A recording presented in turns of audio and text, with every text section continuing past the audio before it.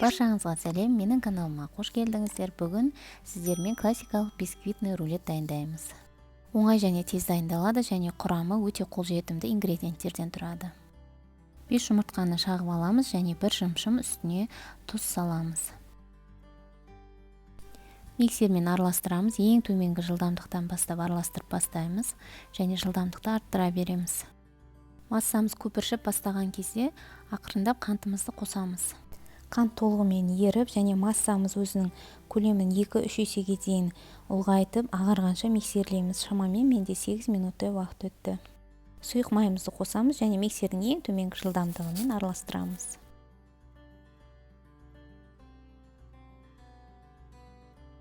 Құрғақ ингредиенттерімізді араластырып аламыз және массамызға 2 бөле отырып саламыз.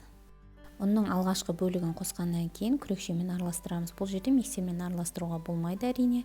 Массамыз басылып қалады. Сол үшін күрекшенің көмегімен астынан үстіне қарай араластырамыз.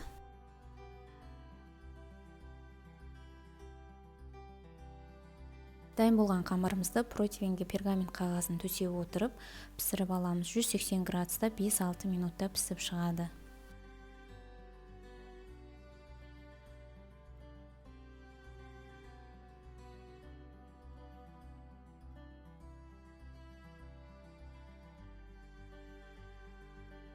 Пісіп жатқан кезде көтеріліп кетпес үшін осылайынан ауасын шығарамыз. 5-6 минутта бисквитіміз толығымен пісіп шығады. Өйткені өте жұқа бисквит. Оның піскендігін білу үшін зубочистканы тығып отырып көруге болады. Егер зубочисткаңыз құрғақ болып шықса, ол сіздің бисквитіңіз пісті деген сөз. Пісіп дайын болған бисквитімізді пергамент қағазына аздаған қантты себе отырып ораймыз.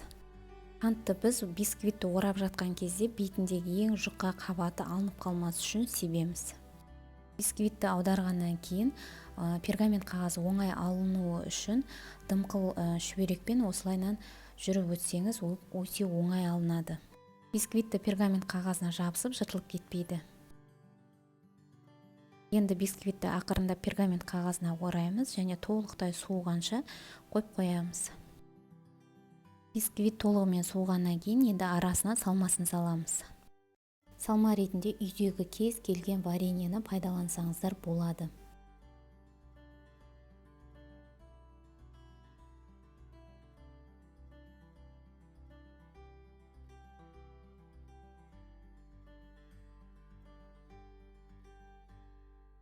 Салмасын салып болғаннан кейін рулетімізді ораймыз.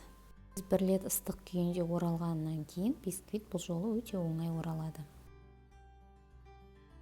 Оралып дайын болған бисквиттің үстіне шоколадты микроволновкада ерте отырып осылайынан құйсаңыздар да болады, немесе сахарная пудраны ситадан өткізіп үстіне сепсеңіздер де болады.